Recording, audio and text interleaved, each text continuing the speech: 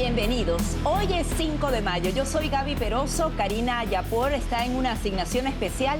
Vamos con los titulares.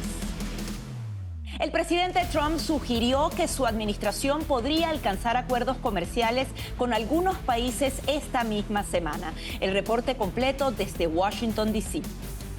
La administración Trump ofrece dinero para aquellos migrantes indocumentados que regresen voluntariamente a sus países. El presidente Trump descarta otro mandato y apoya a J.D. Vance y Marco Rubio como sus sustitutos. Esto y más en Voz News, que comienza ahora.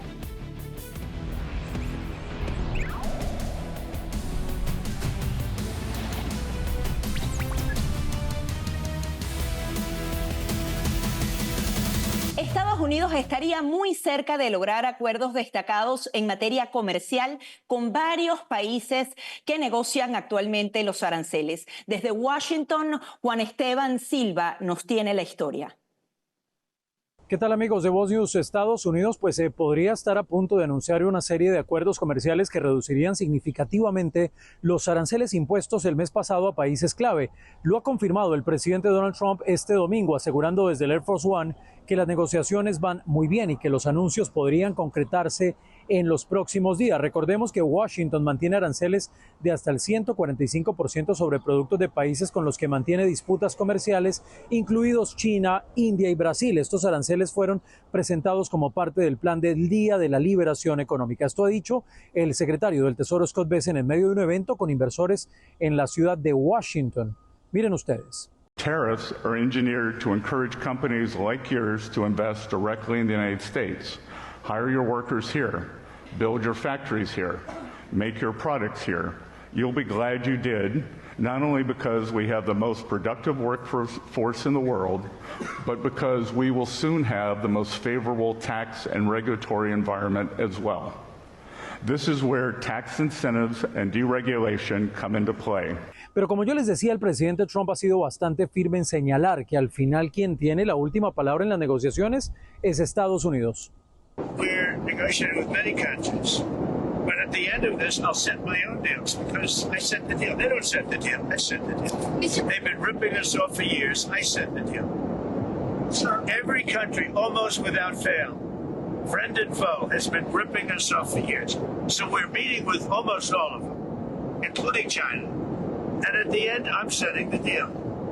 They keep saying, when are you going to, this is not like a big deal that's going to be signed. In some cases, we'll sign. We don't have to sign. Según cifras oficiales del Departamento de Comercio, desde que se anunciaron los aranceles, esas importaciones de acero, por lo menos desde Asia, han caído un 27%, mientras que las exportaciones agrícolas estadounidenses han aumentado ligeramente.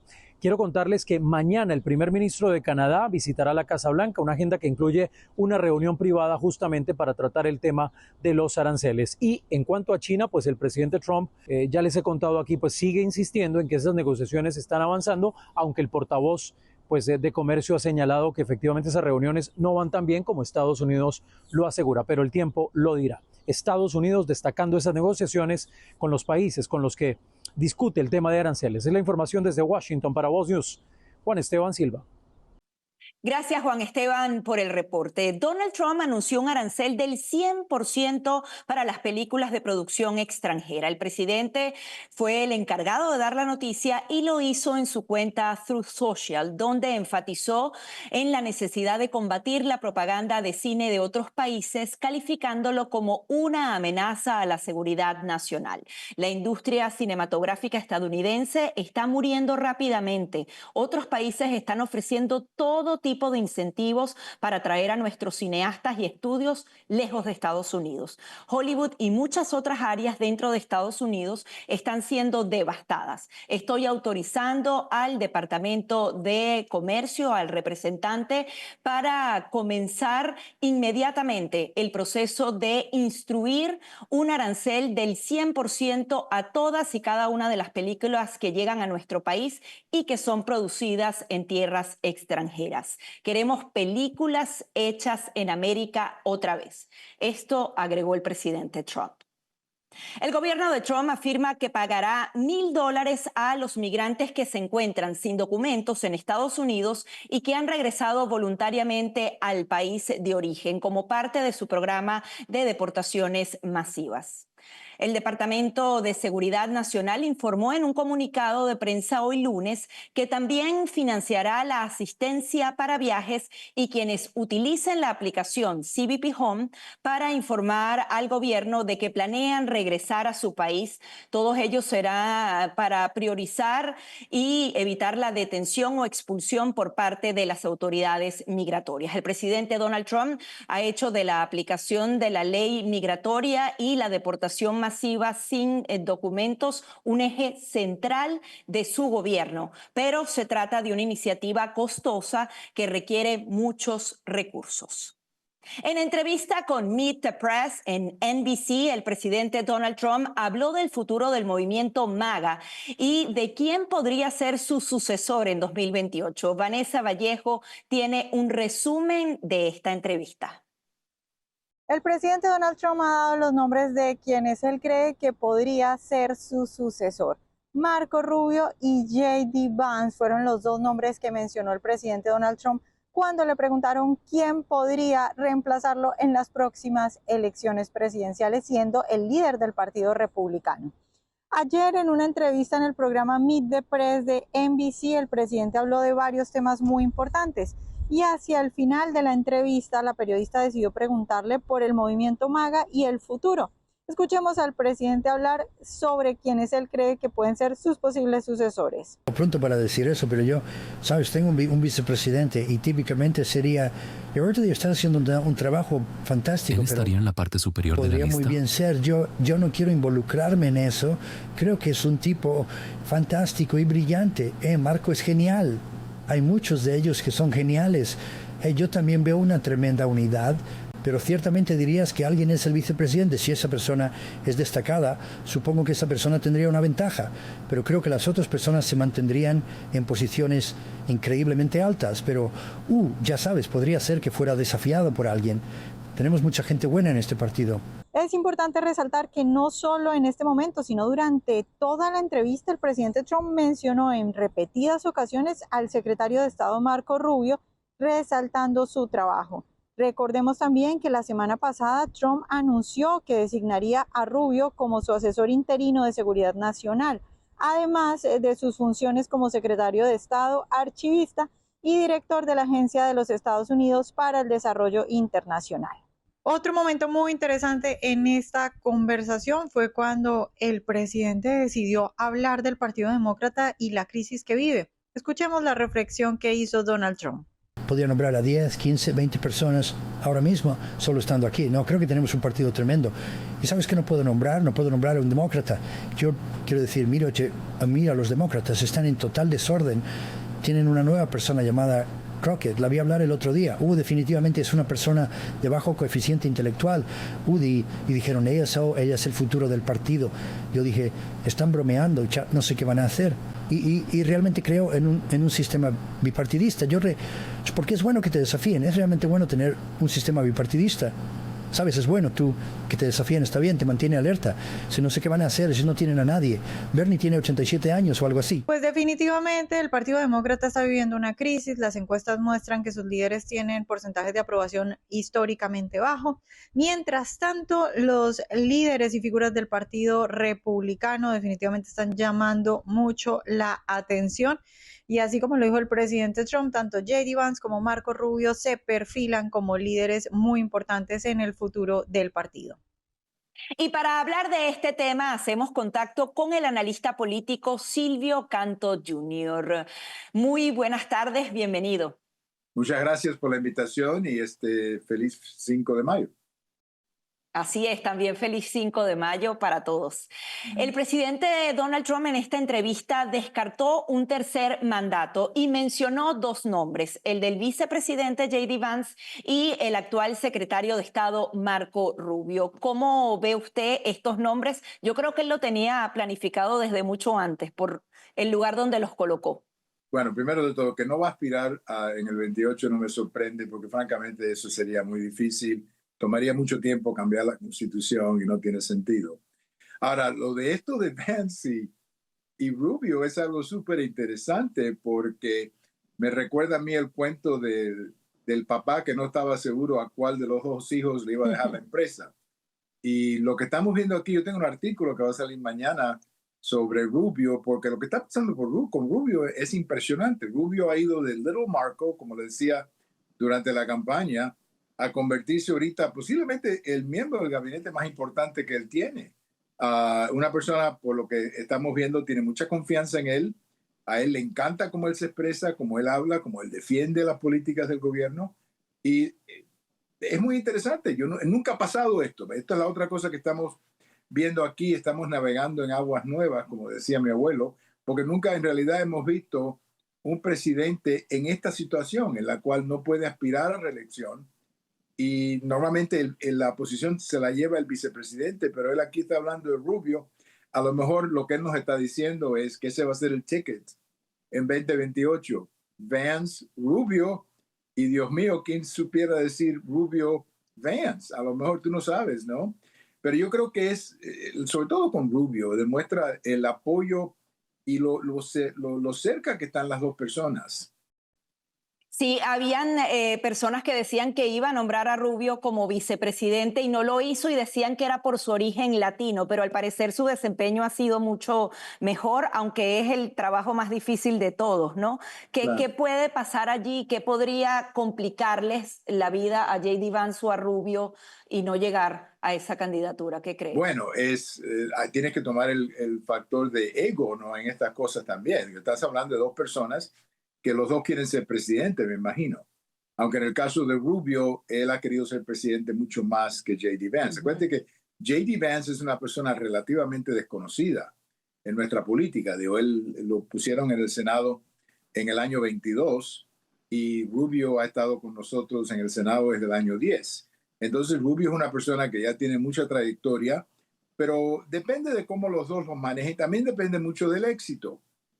Si, por ejemplo, Rubio tiene fracasos en la política exterior, pues eso lo elimina muy rápido. Y lo mismo con Vance. Digo, si Trump no es un presidente exitoso, entonces eso automáticamente elimina a Vance. Entonces, es interesante lo que está pasando. Nunca hemos visto algo similar antes, de que un presidente esté como que diciendo, aquí están mis dos favoritos. Repito, es como el caso del papá que no sabe cuál hijo le va a dejar la empresa. Es una cosa muy interesante. Sí, bueno, y hace apenas días el presidente Donald Trump decía que era prematuro nombrar a alguien y ahora lo está haciendo. Ahora, ¿usted cree que también pueda surgir un candidato distinto dentro del Partido Republicano? Porque también van a haber primarias. ¿Y qué nombre sugeriría que podría estar deseado? Para mí, el candidato sería el gobernador DeSantis de Florida, que es un excelente gobernador. Y yo, francamente, pensé que él iba a tener más éxito aspirando a presidente, pero le tocó el año de Trump y no le fue posible. Pero tienes a él, tienes al gobernador de Virginia, esos cuatro, yo diría, Vance, Rubio, y ahora se me pasa el nombre del gobernador de Virginia, pero cualquiera de esos. Una de las cosas interesantes del Partido Republicano en este momento es, para usar un ejemplo beisbolero, tenemos tremenda banca de talento que en cualquier momento puedes poner en el juego, ¿no? Y yo diría que DeSantis, yo siempre he dicho que Rubio, DeSantis, Vance, uno de esos tres pudiera ser presidente. Y la otra cosa también, recuerda que los tres son relativamente jóvenes para ser presidente. Rubio apenas tiene 50 años, que si él pudiera esperar 8 años, 12 años y todavía estar en una edad que es normal para la presidencia. Entonces, quién sabe lo que va a pasar, pero Trump siempre sabe cómo tocar el nervio para que estemos hablando de estas cosas. Sí, y rápidamente igual MAGA se va a imponer dentro del partido más que los propios conservadores, ¿verdad? Eso es lo que te dijera hoy, pero uno de los problemas con los movimientos a través de los años es que están muy conectados al presidente. Y si Vance es el candidato, yo diría que va a ser MAGA. Pero si es Rubio, a lo mejor no es necesariamente MAGA. Así que tenemos que ver cómo se caen todas estas pelotas económicas que Trump ha puesto en el aire. Pero sí es interesantísimo que de pronto estamos hablando de Marco Rubio, Little Marco. De pronto es el hombre fuerte ahí en la Casa Blanca. Sí, y un latino, que es lo más importante. Muchísimas gracias cubano, por no su solamente convicción. latino, cubano-americano. Cubano. Es decir, más orgullo para mí. Muchísimas gracias. Ok, gracias. El presidente Donald Trump anunció la idea de reabrir la prisión federal de Alcatraz.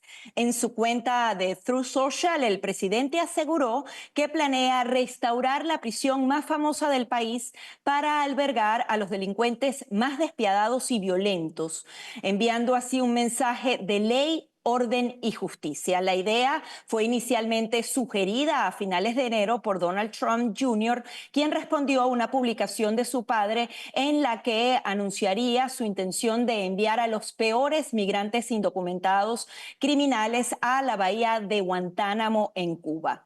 ¡Qué gran idea! Quizás también deberíamos reabrir Alcatraz. Esto lo expresó Trump Jr. a modo de respuesta. En este caso, la idea salió del propio presidente, quien anunció en las redes sociales su intención de reconstruir y reabrir la prisión de Alcatraz. Y al regreso de esta pausa, la presidenta de México, Claudia Sheinbaum, rechazó la ayuda militar ofrecida por Trump para combatir a los carteles de la droga. Trump explicó el motivo del rechazo.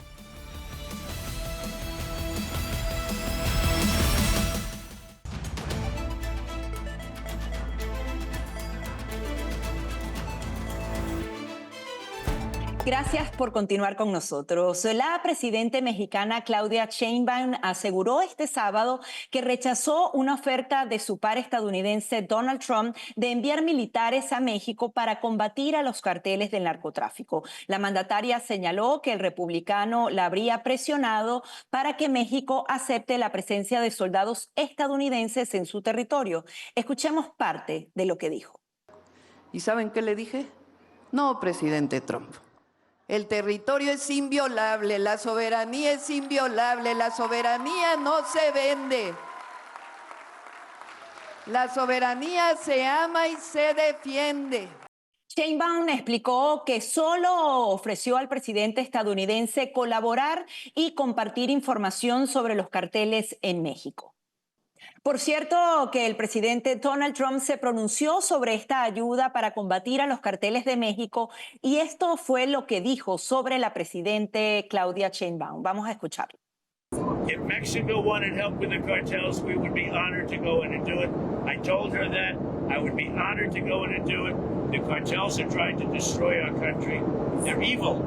And, you know, we had 300,000 people die last year from fentanyl and all of that. We had millions of people brought into this country that shouldn't be here. The cartels brought them in. So if she said that I offered to do that, she's 100% right. But the president of Mexico is a lovely woman, but she is so afraid of the cartels that she can't even think straight. Uno de los mayores reclamos de Trump y argumentos para imponer aranceles es que México y Canadá, sus vecinos y socios comerciales del TEMEC, no hacen lo suficiente para detener el tráfico de migrantes y de drogas, en especial el letal fentanilo hacia Estados Unidos. Y para hablar de este tema está con nosotros Gustavo Vargas, presentador de La Voz de Gustavo en Voz. Bienvenido, ¿cómo estás? Encantado de saludarte, Gaby. Un abrazo para toda la audiencia de Voz Media. Gustavo, la presidenta de México asegura que la soberanía de su país es inviolable, pero la violencia de los carteles ocupa gran parte del territorio y ella ha perdido el control de muchos de ellos. ¿Cómo se puede hablar de soberanía si la violencia realmente es la que controla?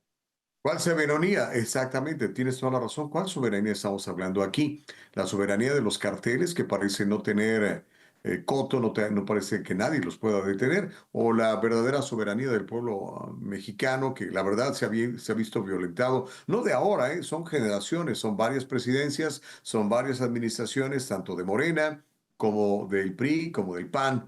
Es un flagelo que han estado padeciendo los mexicanos por décadas y lastimosamente las nuevas generaciones ya se han acostumbrado a todo esto, Gaby. Sí, ahora hay algunas experiencias muy malas de algunos regímenes de izquierda que, por ejemplo, han echado a la DEA de sus países y sabemos los resultados. ¿Tú crees que ella podría transitar incluso esa vía o ya sería demasiado? Tenemos un problema muy interesante que se puede resolver desde el punto de vista del sentido común. El presidente Trump ha hablado de una revolución del sentido común. Yo creo que si se aplica el sentido común, esto se puede llegar a resolver. Obviamente, habrá que ver qué tan involucrado se encuentra el gobierno mexicano en cada una de sus esferas, en cada una de sus vertientes, y no nada más el gobierno federal, sino también gobiernos estatales. En la medida en que el narco haya infiltrado todos estos niveles de poder y se haya metido literalmente en todo, va a ser la complicación y va a ser la responsabilidad de la presidente Sheinbaum de llevarlo a cabo. Vamos a ver qué tanta fuerza, qué tanto, qué tanta independencia tiene del narco para poderlo hacer. Hoy en día, desde el punto de vista de un mexicano viviendo en el exterior como yo, las cosas no se ven bien para Sheinbaum. Pareciera que está muy comprometida con ciertos grupos de poder que están seriamente involucrados con el narcotráfico, Gaby. Ahora, el presidente Trump va a seguir insistiendo en luchar por el tráfico de drogas, el tráfico de personas. ¿Crees que esta propuesta, a fin de cuentas, sí va a poderse hacer y realmente es viable la llegada de militares a México? ¿Lo ves posible? Lo veo muy, muy complicado. ¿Por qué? Por el panorama y el clima político que se vive hoy en día. La presidencia anterior de López Obrador y la actual con la señora Sheinbaum tienen bastante credibilidad entre el pueblo mexicano, particularmente entre ciertos sectores. El sector empresarial no está con ellos, los emprendedores no están con ellos, pero sí la juventud y los adultos mayores, que sabemos, pues reciben ayudas económicas de parte del gobierno, eso los tiene literalmente comprados con ellos. Entonces va a ser muy complicado. Va a necesitar, creo yo, que el mismo ciudadano mexicano empiece a cuestionar a sus gobiernos y que verdaderamente busquen, que respondan a las necesidades reales que tiene la población. La inseguridad es rampante en áreas de México donde literalmente tú no puedes entrar, Gaby, y eso es muy, muy triste, lo señalaba el presidente Bukele. ¿Cómo es posible que haya sectores grandes de un territorio mexicano en donde la autoridad es el narco? Es increíble, pero está sucediendo. Vamos a ver si el presidente Trump va a seguir insistiendo, estoy seguro, y lo va a poder hacer desde el lado financiero, por el lado de los aranceles, por el lado del comercio bilateral. Sabemos la dependencia tan grande que tiene México del comercio con los Estados Unidos. Quizá esa puede ser una herramienta que se puede utilizar para evitar que el gobierno esté tan metido con el narco y ojalá Dios quiera que podamos librarnos de ellos en el gobierno federal y estatal. Ahora, para el gobierno mexicano es muy difícil si efectivamente esas presiones del narcotráfico existen y por el otro lado van a ser las presiones de los aranceles. Ambos son presiones significativas para el gobierno de México. ¿Cómo puede lidiar con ambas amenazas? Qué buena pregunta, Gaby. Creo que lo has detectado claramente. Aquí va a tener el gobierno mexicano que decidirse si por el pueblo o por el narco. Hoy en día los miles y miles de millones de dólares que genera el narcotráfico y que ayudan a engrasar la economía mexicana, no podemos cerrar los ojos a eso. Los miles y miles de millones de dólares que van de México a Estados Unidos en vía de transferencias y mucho dinero que se manda y el dinero que se queda también en México producido por el narco está generando otras actividades donde tratan de limpiar ese dinero sucio en otras actividades. Realmente tiene un problema serio la señora Sheinbaum que si lo logra resolver, vamos a ver si tiene la voluntad política y si tiene el músculo. El músculo lo puede aportar el presidente Trump, lo puede aportar el gobierno de los Estados Unidos si verdaderamente quieren llevarlo a cabo. Yo creo que va a ser un fenómeno para estarlo revisando muy de cerca y estoy seguro que Voz Media estará muy encima de todo esto, pero no podría darte una respuesta. Yo sé que tiene una papa enormemente caliente en las manos la presidenta Sheinbaum. Vamos a ver si logra salir adelante con esto o si de plano reconoce su dependencia total al narcotráfico. Sí, este podría ser el reto más grande de su presidencia. Muchísimas gracias, Gustavo, por tus conclusiones. Siempre un privilegio servirles. Un abrazo para toda la gente de Voz Media. El secretario de Estado Marco Rubio pidió la extradición desde Cuba de Joan Chesimard, también conocida como Assata Shakur, una fugitiva condenada por el asesinato de un policía estatal de New Jersey en 1973 y que se encuentra refugiada en la isla caribeña desde hace 4 décadas. El régimen cubano continúa brindando refugio a terroristas y criminales, incluidos fugitivos de Estados Unidos. Dijo Rubio en una declaración a Fox News que luego replicó en su red social X. El político de origen cubano ahora también está encargado de la seguridad nacional. Él agregó que el brutal asesinato del policía estatal de New Jersey, Werner Forster, jamás será olvidado y que nunca dejaremos de luchar por la justicia. En 2024, Estados Unidos registró un alarmante aumento de incidentes antisemitas, alcanzando la cifra más alta desde que la Liga de Antidifamación comenzó a rastrear estos eventos en 1979. Según el informe anual de la ADL, se denunciaron 9.354 incidentes antisemitas en todo el país, que incluyeron acoso, vandalismo, agresiones dirigidas contra judíos, israelíes, estadounidenses y también instituciones judías, también así lugares de culto. Cifras alarmantes y tendencias en el total de incidentes de 2024 representa un incremento del 5% respecto a los 8.873 casos reportados en 2023, un aumento del 344% en los últimos 5 años y un asombroso 893% en la última década. El acoso fue el tipo de incidente más común, con 6.552 casos, un aumento del 0.26%, seguido del vandalismo, que creció 20% hasta los 2.606 incidentes. Las agresiones, aunque menos frecuentes, aumentaron un 21%, afectando a 250 víctimas.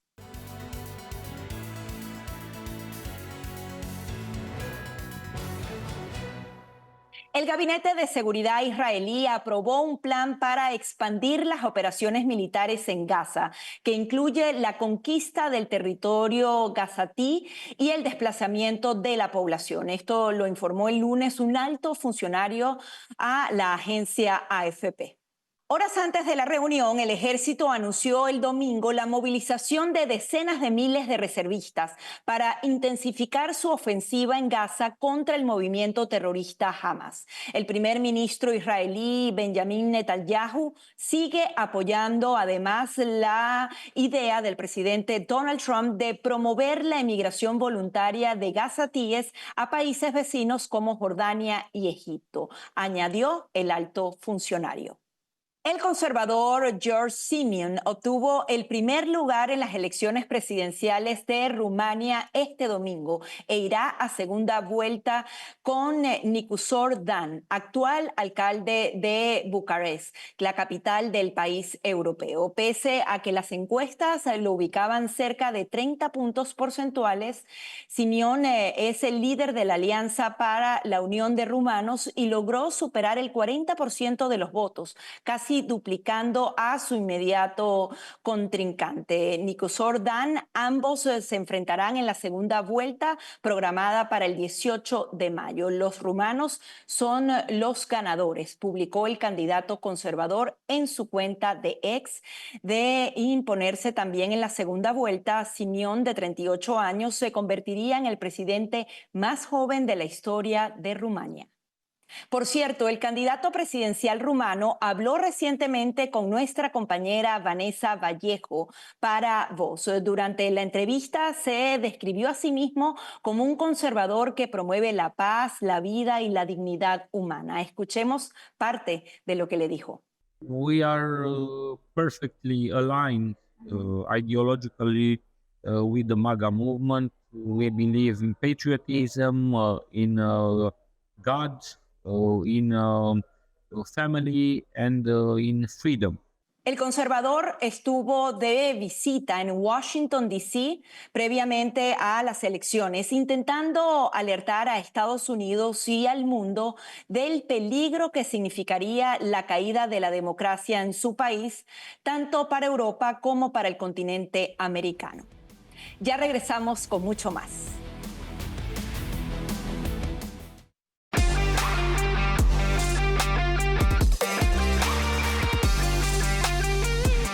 El presidente Donald Trump anunció estar muy cerca de un posible acuerdo con China sobre los aranceles. Después de semanas tensas y de mucha especulación, quizás estemos muy cerca de ver el desenlace final de este asunto. Es por ello que este será uno de los temas centrales de nuestros analistas el día de hoy. Le doy la bienvenida a Vanessa Vallejo, quien es analista de Voz, a Franklin Camargo, comentarista de PragerU, y a Orlando Avendaño, también periodista de Voz US y analista. Muchísimas gracias. ¿Cómo están todos? Gracias, muy bien. Dale, Gabriel. Vanessa, comienzo contigo. ¿Qué crees tú que pueda suceder con este anuncio? Y sobre todo, si esto le sale bien al presidente Donald Trump, ¿qué van a hacer los demócratas? Bueno, pues creo que hay que esperar hasta último momento porque es una negociación bastante complicada. Evidentemente China tiene muchos intereses que van más allá de lo económico. Todo el mundo sabe y todo el mundo se queja de cómo China roba, por ejemplo, propiedad intelectual, pero más allá de eso sabemos que China quiere perjudicar a Estados Unidos. Y a través de las cosas que hacen intenta muchas veces perjudicar, por ejemplo, a los jóvenes de Estados Unidos vendiéndoles o incluso mostrándoles cosas que no son convenientes para la juventud en este país. Entonces, el interés de China no es solo económico, pero no solo eso, sino que China también tiene una larga historia de decir que va a hacer cosas que luego no termina haciendo. Entonces, creo que apenas empieza un periodo muy interesante. Sin embargo, creo que el presidente Trump está dispuesto a sanciones, a redoblar su apuesta.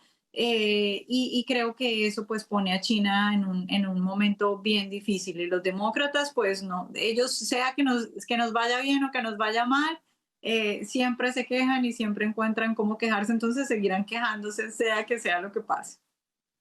Sí, eso es totalmente cierto. Orlando, ¿qué crees tú? ¿Cuáles pueden ser las principales piedras en el camino? ¿Incluso crees que esto pueda ser rápido? Porque hay hasta confusión sobre si realmente están hablando de manera directa o no.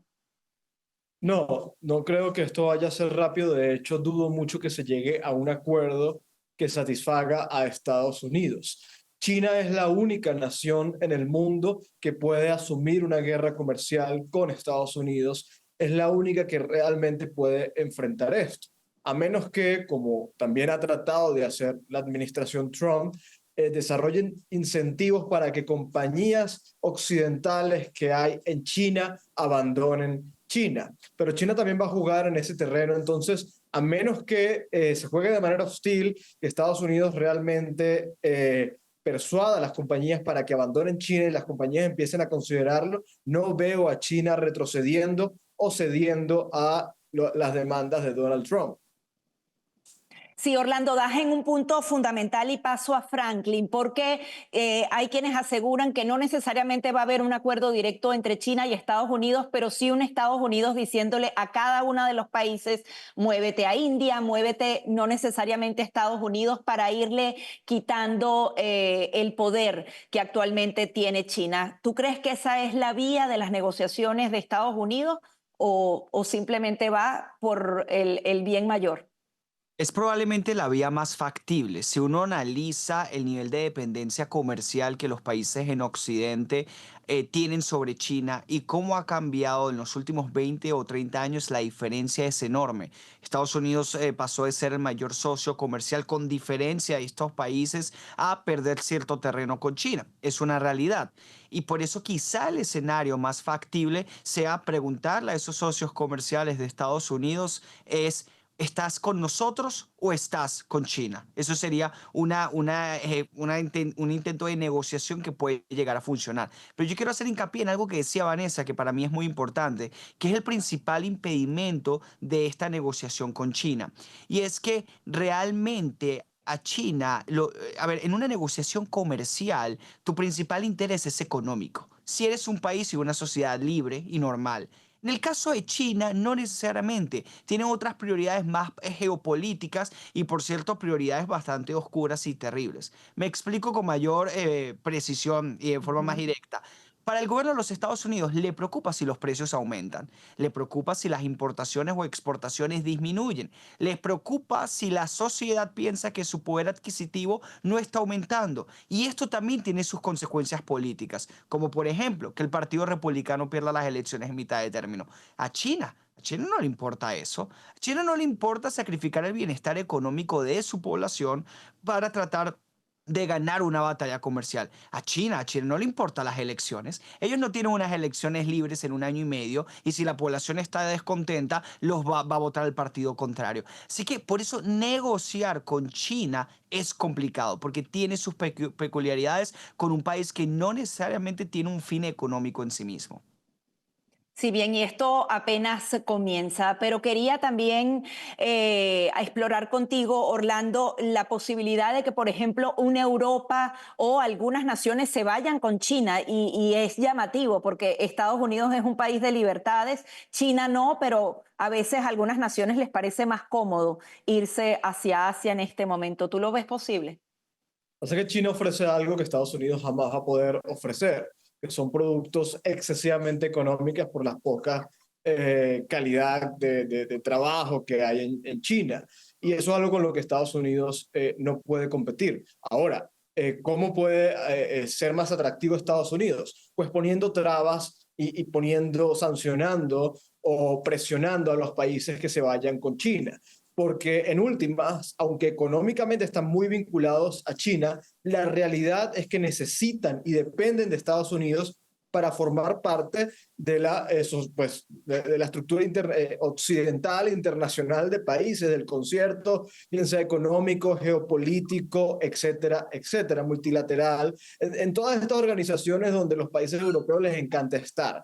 Entonces, ahí es donde realmente Estados Unidos puede negociar y es que haya consecuencias reales, más allá de económicas, para los países que deciden estar con China en vez de Estados Unidos. Sí, bueno, y serían entonces relaciones más de presión que de cordialidad entre los países. Vamos a ver qué pasa. Ahora, hay otro tema. Este fin de semana el presidente Donald Trump anunció en la entrevista que daba en Meet the Press que no va a correr por un tercer mandato, aunque decía que, bueno, que muchas personas se lo piden. Y por otro lado, elogió el trabajo de J.D. Vance y de Marco Rubio, quienes quedan entonces como sus posibles sucesores. Vuelvo contigo, Vanessa. ¿Cómo ves estas dos candidaturas? ¿Cuáles son las fortalezas de cada uno de ellos? Es muy interesante porque el movimiento MAGA definitivamente ha cambiado al Partido Republicano a un punto en el que dos personas que en ciertos asuntos pueden estar incluso desacuerdo, están bajo la misma sombrilla y son los preferidos del presidente. Yo a J.D. Vance y a Marco Rubio los veo a uno como más un populista, incluso nacionalista, a favor del proteccionismo, y al otro lo veo más como un conservador, digamos, en el sentido clásico que conocemos más del antiguo Partido Republicano.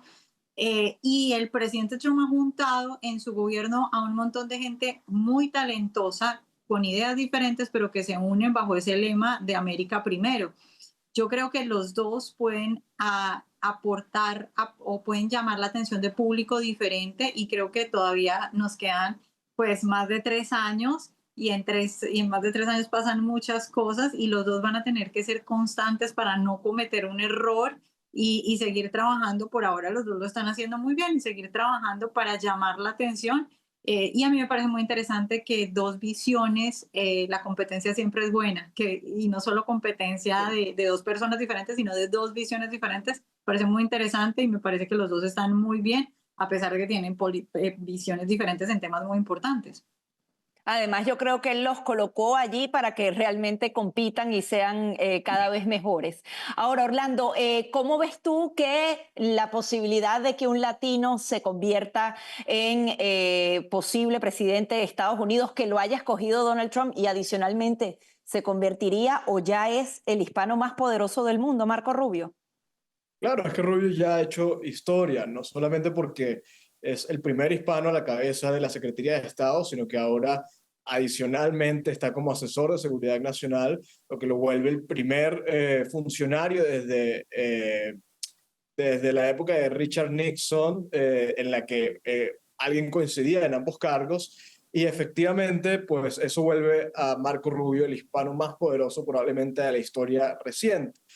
Yo creo que Rubio tiene una gran carrera. Rubio, como dice Vanessa, es muy talentoso en el sentido más clásico, conservador, de lo que es tradicionalmente el Partido Republicano, de lo que muchos creemos que debería ser el Partido Republicano. Pero es muy interesante porque Trump le ha dado su venia a estas dos posturas que no necesariamente son antagónicas, pero que representan las dos grandes facciones que existen hoy dentro del mundo MAGA. En ese sentido, Trump yo creo que claramente no es una persona doctrinaria, no es una persona ideológicamente muy estructurada, sino que cree más en el talento, en la eficiencia, cree más en las capacidades. Yo creo que en ambos, tanto en J.D. Vance como en Marco Rubio, ha visto en sí mismos sus talentos, sus propias capacidades y su eficiencia. Es muy alentador que ambos tengan la bendición de Donald Trump para dirigir el movimiento MAGA, y va a ser muy interesante porque realmente no existe algo como el movimiento MAGA en términos ideológicos, pero tanto J.D. Vance como Marco Rubio sí tienen una doctrina muy clara, tienen unas ideas muy claras y unas posturas ideológicas muy claras. Por lo tanto, sí podrían transformar al movimiento MAGA en una estructura ideológica organizada. Ahora, Franklin, ¿qué puede pasar a la hora de escoger ese candidato? Por ejemplo, con estas deportaciones masivas, quizás el voto hispano sufra. ¿Podría entonces Marco Rubio, el que pueda salvarlo como latino en esa fórmula presidencial, podría, por ejemplo, depender de eso la decisión? Sí, hay que ver el efecto que terminan teniendo las deportaciones y también al final, en términos realmente prácticos, en estos 3 y 4 años, cómo luce. Porque sí, hoy estamos a 100 días de la administración, hay mucha preocupación dentro de un sector de la comunidad hispana, hay descontento, hay algunas encuestas que así también lo muestran, pero yo también creo que hay mucho ruido, incluso más ruido realmente de lo que está sucediendo. En sus primeros 100 días, Donald Trump deportó, como él lo prometió, a más de 140,000 personas. Pero bajo los números actuales, Donald Trump en sus 4 años no deportará, con suerte, al menos manteniendo este ritmo, a unos 3 millones de indocumentados quizá, y estoy probablemente inflando o exagerando los números en un país donde ni siquiera sabemos el número exacto de inmigrantes indocumentados, y yo digo esto porque desde hace 10 o 15 años decimos que son 10 millones de indocumentados, pero bueno, como mínimo 10 millones de indocumentados existen, así que hay que también prestar atención a los números, a los datos y a las estadísticas, porque creo que no es tan dramático como algunos medios de comunicación y algunos movimientos propagandistas lo venden. Pero al mismo tiempo, el votante que apoyó a Donald Trump estaba de acuerdo con asegurar la frontera, y vaya que Donald Trump lo ha hecho. Los cruces fronterizos han pasado de ser 250,000 al mes a ser cerca de 7,000. A mí me llama la atención lo de Marco Rubio, porque recordemos que cuando fue anunciado como secretario de Estado, los demócratas o progresistas de la Florida decían que sería el primero en ser despedido. Diosdado Cabello, del régimen de Nicolás Maduro, también lo dijo. Ese será el primero en ser despedido. Pasados 100 días, quizá lo terminan despidiendo en algún momento, pero al menos hoy Marco Rubio es secretario de Estado, asesor de seguridad nacional, administrador de USAID y administrador de los archivos nacionales. Y Donald Trump en una entrevista lo menciona como un posible republicano próximo candidato a las elecciones dentro de 4 años. Que por cierto, nada en contra de J.D. Vance, pero si yo fuese J.D. Vance, compañero de fórmula de Donald Trump, y él me menciona, pero al mismo tiempo menciona a otras personas, quizá me sentiría un poco celoso, un poco frustrado. Sí, yo creo que es la figura más importante y siempre está a la derecha del presidente. Eso también hay que tomarlo en cuenta. Vamos a hacer una breve pausa comercial, pero no se muevan de sus asientos, que enseguida continuamos con mucho más del análisis de nuestras expertos.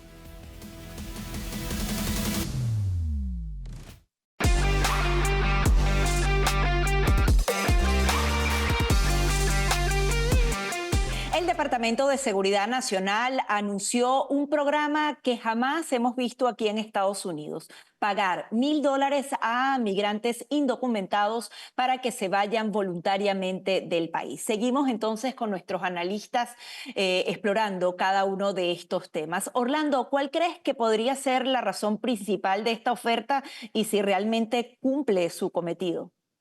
Bueno, evidentemente alentar la autodeportación.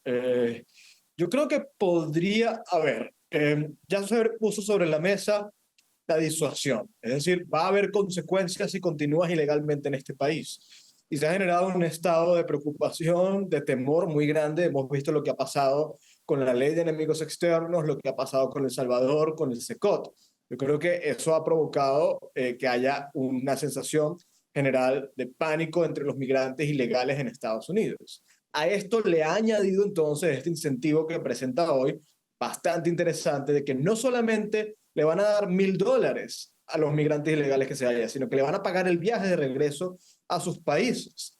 No sé si $1,000 es suficiente para muchos, porque muchos pues prefieren asumir el riesgo de continuar en Estados Unidos porque tienen a su familia en Estados Unidos, porque tienen sus cosas en Estados Unidos, etcétera. Pero para algunos yo creo que ante el temor de continuar, pues pudiera ser una oferta fácil de tomar, ¿no? De decidir. Ahora, esto, si efectivamente se cumplen números importantes, algunos dirían que es un gasto que va a generar para el Estado, etcétera. No, yo creo que le va a generar un ahorro importante. Las redadas, la búsqueda de inmigrantes ilegales, las deportaciones, implican un gasto enorme para el Estado. Yo creo que si muchos migrantes ilegales asumen esto, realmente le va a ahorrar al Estado una cantidad importante de dinero. Ahora, Franklin, ¿qué posibilidad cierta ves de que millones o miles de personas realmente abandonen el país? ¿Y qué pesa más, el miedo o el incentivo económico? Pocas sobre todo porque también recordemos que vivimos en los Estados Unidos, donde incluso un inmigrante indocumentado quizá te puede hacer $1,000 en una semana o quizá 15 días, siendo un poquito más conservadores en esos términos. Así que el incentivo económico en sí mismo yo creo que es un valor agregado.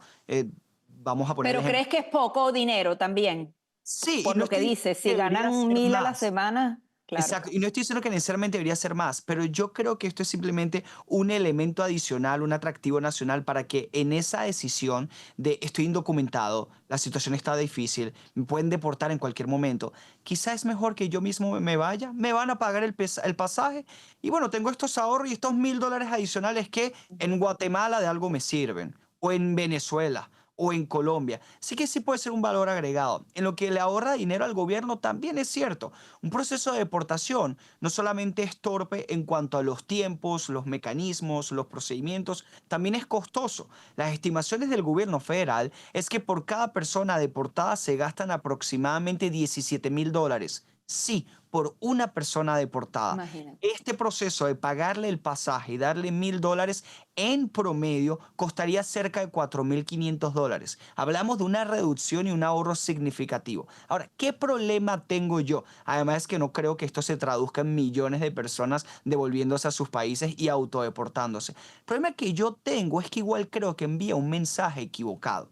El mensaje de que muchas personas ingresaron ilegalmente, no cumplieron la ley, quizá incluso algunos han cometido actos no adecuados y todavía le vamos a dar $1,000 para devolverse a su país. Es algo que me genera un poco de conflicto en cuanto al mensaje que estamos enviando. Y también yo creo muchísimo en la prioridad a la hora de deportar, dado que deportar no es fácil. Y para mí, ¿quiénes son prioridad? Son las personas justamente que han cometido crímenes, son las personas malas, son las personas que entraron recientemente, las que forman parte de organizaciones criminales, las que son una amenaza para la seguridad nacional, para el bienestar de todos. Son esas personas precisamente las que van a hacer uso de esta autodeportación. ¿O es quizá una persona indocumentada de Guatemala que está muy preocupada y estresada ahora por las noticias? Entonces ahí incluso en la balanza de prioridades no sé si aplica.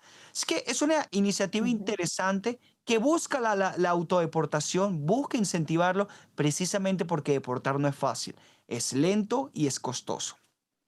Sí, y no solamente no es fácil para cualquier presidente, sino particularmente para el presidente Donald Trump. Y voy contigo, Vanessa, por todos los retos que supone en la Corte. El presidente Donald Trump decía este fin de semana en la entrevista que él no podía hacer 2 millones de juicios. Esa es una realidad. ¿Por eso crees que también están utilizando estas otras alternativas para tratar de movilizar aún más el número de deportaciones?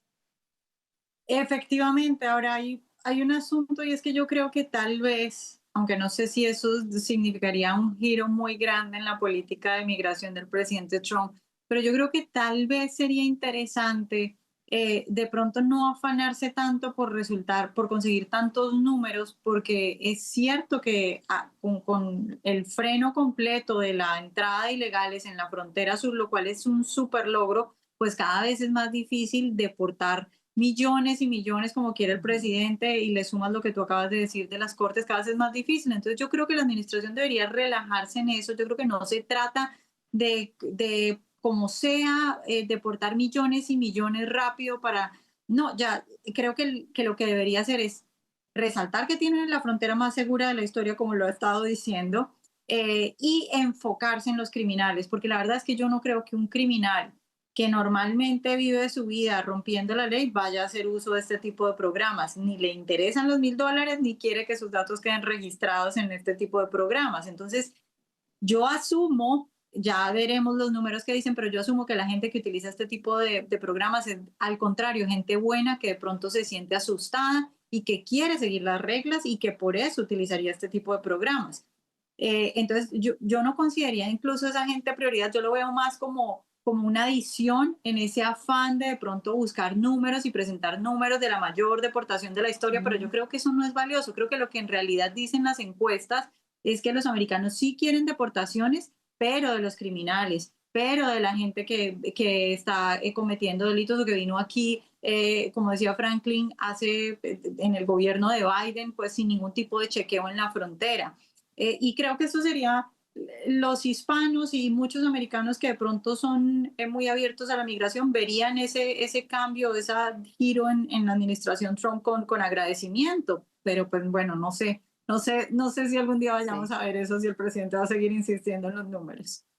Bueno, pero sin embargo no duden que van a seguir machacando la cifra de que sea 1.000.000 o 700.000 deportados como lo habían prometido justamente en toda esa guerra comunicacional que existe contra el presidente Donald Trump. También quería analizar junto a ustedes el tema, la propuesta que hacía el presidente Donald Trump de enviar seguridad, tropas hacia México, una propuesta que ha sido rechazada de plano por la presidenta mexicana.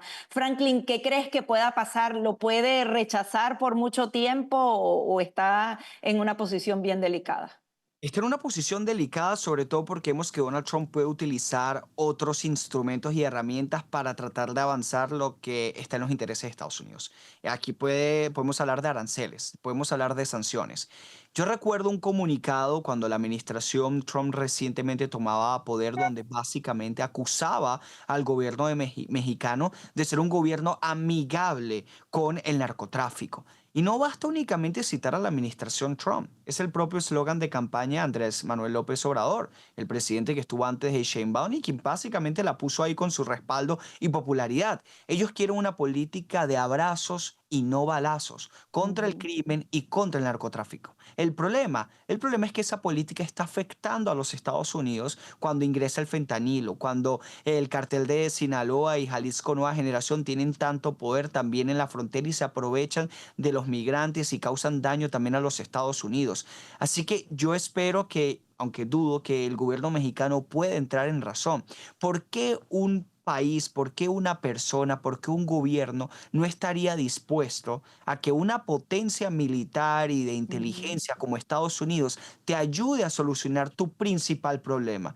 Porque recordemos que el crimen organizado es un problema real en México. No es que el partido de Morena lo ha solucionado, todo lo contrario. Y Sheinbaum literalmente se está negando a una ayuda del gobierno de los Estados Unidos. Así que yo creo que esto simplemente habla de la complicidad que existe dentro de los estados, pero también del reto que tiene la administración Trump de encontrar la forma de cómo sea igual solucionar este problema. Pero aquí no hay excusa, esto no es únicamente un tema ideológico de buscar una soberanía absurda o un mensaje anti Estados Unidos. No, hay que decirlo de frente. El gobierno mexicano es cómplice con el terrorismo, con el crimen organizado y con los carteles mexicanos de droga.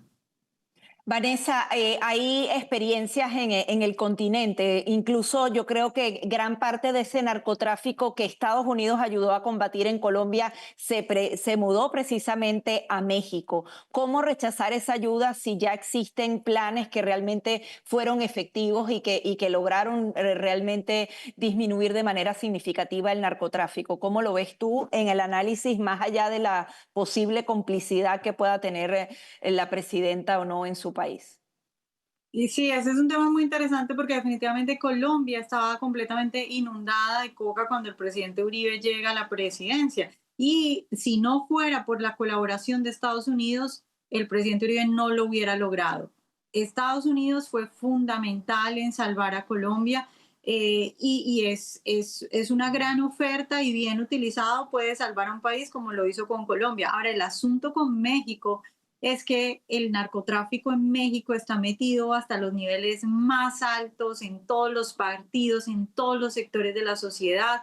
Yo recuerdo a alguien una vez decir que era muy común que en México todo el mundo dijera que en México el presidente en cierta medida muy importante lo pone de hecho el narcotráfico, es decir, que era imposible llegar a la presidencia si en cierta medida no tenías relaciones con el narcotráfico. Y eso pues ya es otra cosa, porque ya no se trata solo de pelear con el narcotráfico, sino de pelear con todas esas estructuras internas.